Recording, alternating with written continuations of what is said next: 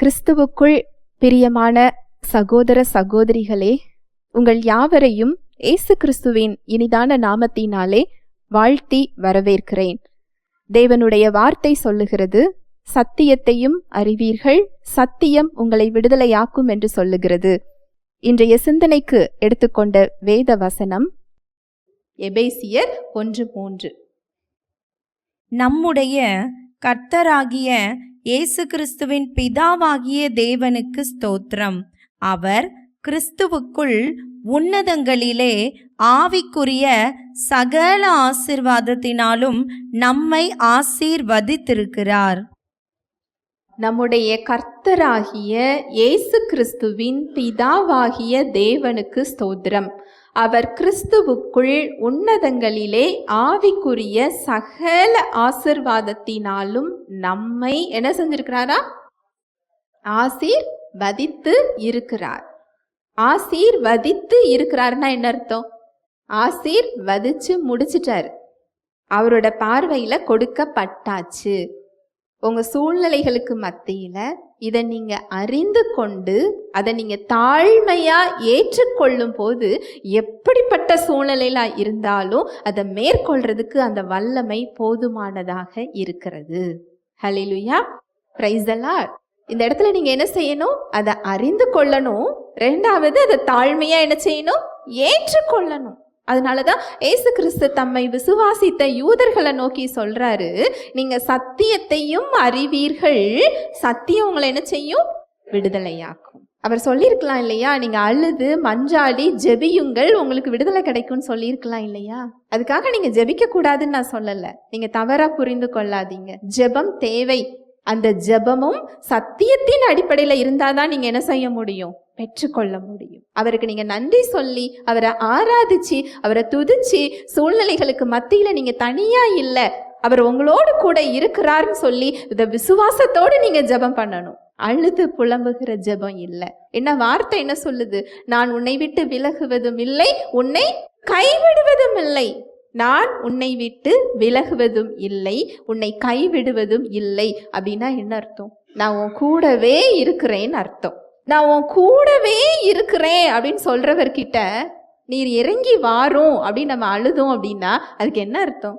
அவர் என் கூட இருக்கிறத நான் விசுவாசிக்கலன்னு அர்த்தம். வசனம் தெளிவா சொல்லுது, நீங்க ரட்சிக்கப்பட்டுட்டீங்கன்னா ஆவியானவர் உங்களோடு கூட தான் இருக்கிறாரு. உங்களை விட்டு அவர் விலகவே இல்லை. இந்த உலகத்தை விட்டு நம்ம தேவன் கிட்ட போற வரைக்கும் அவர் நமக்குள்ளதான் என்ன செய்வார்? இருப்பார். அவரை போய் நீர் இறங்கி வாரும், என் கூடவே இரும் அப்படின்னா அது விசுவாச ஜெபமா அவிசுவாச ஜெபமா? அதனாலதான் பலன்களை பெற்றுக்கொள்ளாமல் இருக்கிறோம். ஹல்லேலூயா, பிரைஸ் தி லார்ட். தேவன் ஆவியானவர். யோவான் 4:24. தேவன் ஆவியாய் இருக்கிறார். அவரை தொழுது கொள்ளுகிறவர்கள் ஆவியோடும் உண்மையோடும் அவரை தொழுது கொள்ள வேண்டும் என்றார். தேவன் எப்படி இருக்கிறாரா? ஆவியாய் இருக்கிறாரா? தேவன் ஆவிக்குரிய உலகில் செயல்படுகிறார். தேவன் ஆவியாய் இருக்கிறார். உங்க கண்களால் அதை என்ன செய்ய முடியாது? பார்க்க முடியாது. காற்றை உங்க கண்களால பார்க்க முடியுமா? முடியாது. ஆனா காற்று இருக்கா இல்லையா? எப்படி கண்டுபிடிக்கிறீங்க? நம்ம உயிரோட இருக்கிறதே அதனாலதான். அந்த காற்றோட பலன்கள், விளைவுகளை நம்ம என்ன செய்யறோம்? பார்க்கிறோம். நம்ம சுவாசிக்கிறோம். மரங்கள் காற்றுல என்ன செய்யுது? அசையுது. இலைகள் உதிருது. அந்த காத்து என்ன வேலை செய்தோ அந்த விளைவுகளை என்ன செய்யறோம்? நம்ம பார்க்கிறோம். அதுபோல நம்முடைய மாம்ச கண்களால் ஆவியான தேவனை என்ன செய்ய முடியாது? பார்க்க முடியாது. ஆனால் அவர் செயல்படுகின்ற வல்லமையான செயல்களை நம்மளால என்ன செய்ய முடியும்? பார்க்க முடியும். ஹல்லேலூயா, பிரைஸ் தி லார்ட். ஆவியானவர் எதுல செயல்பட்டு இருக்கிறாரா? ஆவிக்குரிய உலகில செயல்படுறார். நம்ம இப்ப பார்த்தோம் இல்லையா, எபேசியர் 1:3. மறுபடி வாசிக்கலாம். நம்முடைய கர்த்தராகிய இயேசு கிறிஸ்துவின் பிதாவாகிய தேவனுக்கு ஸ்தோத்திரம். அவர் கிறிஸ்துவுக்குள் உன்னதங்களிலே ஆவிக்குரிய சகல ஆசீர்வாதத்தினாலும் நம்மை ஆசீர்வதித்திருக்கிறார்.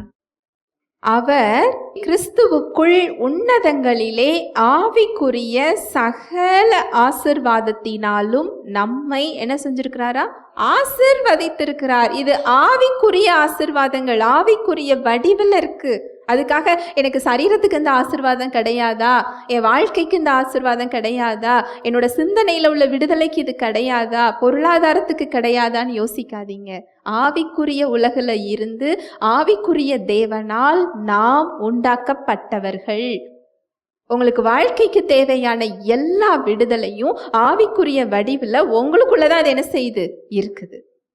உங்க கண்ணாடியில உங்க உருவத்தை நீங்க எப்படி பார்க்குறீங்களோ, உங்களுடைய சரீர முகத்தை, சரீர உடலை நீங்க எப்படி கண்ணாடியில பார்க்குறீங்களோ, அது போல நம்முடைய ஆவிக்குரிய கண்ணாடி அவருடைய வார்த்தை.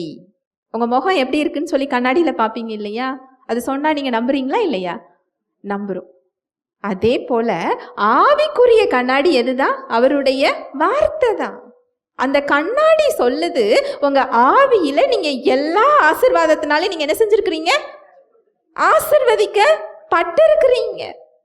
அதுல உங்களுக்கு தேவையான சுகம் இருக்கிறது. அதுல உங்களுக்கு தேவையான பாவ விடுதலை, சாப விடுதலை, நோயிலிருந்து விடுதலை, கட்டுகள்ல இருந்து விடுதலை, எல்லாத்துக்கும் மேல தேவ வாழ்வு அவர் நமக்குள்ள என்ன செஞ்சிருக்கிறாரா? கொடுத்திருக்கிறார். இதுதான் உங்களோட ஆதாரம். இதுதான் உங்களுக்கு நீங்க யாருன்னு சொல்ற அந்த ஆதாரமும் அவருடைய வார்த்தை தான். அதனாலதான் அவர் எதை அறிஞ்சு கொள்ள சொல்றார்? சத்தியத்தை அறிந்து கொள்ள சொல்றார். இதை நீங்க அறிந்து கொண்டால்தான் உங்க சூழ்நிலைகள்ல நீங்க தாழ்மையா அதை என்ன செய்ய முடியும்? ஏற்றுக்கொள்ள முடியும். அதை ஏற்றுக்கொள்ளக்கூடிய விசுவாசத்தை அந்த இடத்துல என்ன செய்ய முடியும்? பெற்றுக்கொள்ள முடியும். நீங்க யாருங்கிறத தெரியாம உங்களால் அதை விசுவாசத்தோடு அதை என்ன செய்ய முடியாது? ஏற்றுக்கொள்ள முடியாது. ரெண்டாவது, உங்க சூழ்நிலைகள்ல அவர் கொடுத்தது தெரியாது. ஏன்னா அது என்ன வடிவில் இருக்குது? ஆவிக்குரிய வடிவில் இருந்து கொண்டிருக்கிறது. தேவனுடைய வார்த்தையும் உங்களுடைய சூழ்நிலைகளும் எதிராக தான் இருக்கும். அது ஒன்று போல என்ன செய்யாது? இருக்காது. உங்க சரீரத்தை பார்க்கும்போது நீங்க சுகமாக்கப்பட்டவங்களா என்ன செய்ய மாட்டீங்க? இருக்க மாட்டீங்க. உங்களோட சூழ்நிலைகளை பார்க்கும்போது நீங்க ஜெயிச்சவங்களா என்ன செய்ய மாட்டீங்க? இருக்க மாட்டீங்க. உங்களோட பொருளாதாரத்தை பார்க்கும்போது நீங்க ஆசீர்வதிக்கப்பட்டவங்களா என்ன செய்யாது? தெரியாது.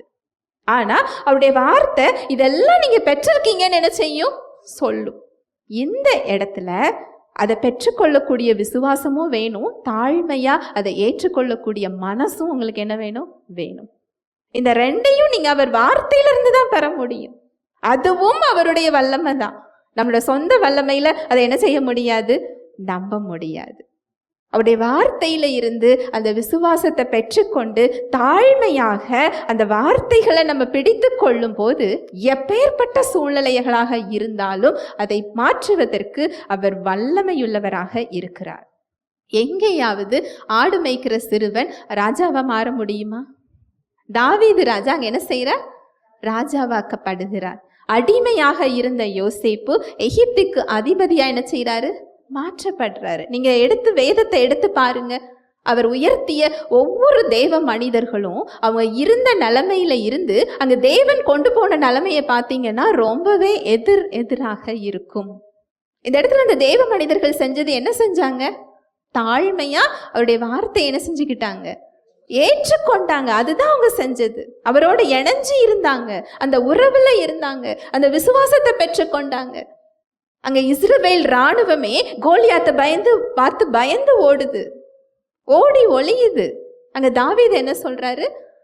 இந்த விருத்த சேதனம் இல்லாத இந்த பெலிஸ்தன் ஜீவனுள்ள தேவனுடைய சேனையை நிந்திக்கிறதற்கு எம்மாத்திரம். அதை கேட்கறது ஒரு பெரிய போர் வீரன் கேட்கல. யாரு கேட்டா? ஆடு மேய்க்கிற ஒரு சிறுவன். இந்த விசுவாசம் தான் அவருக்கு அங்க தாழ்மை என்ன செய்யுது? கொடுக்குது. தன்னோட அனுபவத்தை காட்டிலையும், தன்னோட அறிவை காட்டிலையும், தான் பார்க்கறத காட்டிலையும் தாழ்மையாக அவரை அங்கு ஏற்றுக்கொள்ளுகிறார். அந்த உறவுல அவர் இருக்கிறார். அந்த விசுவாசத்தை அவர் அங்க என்ன செய்திருக்கிறார்? பெற்றிருக்கிறார். உங்களுடைய சூழ்நிலைகள் இன்னைக்கு எதிராக இருக்கலாம். உங்க சரீரம் உங்களுக்கு எதிரான தகவலை கொடுக்கலாம். டாக்டர் ரிப்போர்ட் உங்களுக்கு எதிராக இருக்கலாம். உங்களை எதிர்த்து வருகிற மனிதர்கள் பெருசா தெரியலாம் உங்களுக்கு. உங்க போர் மனுஷனோடும் ரத்தத்தோடும் கிடையாது.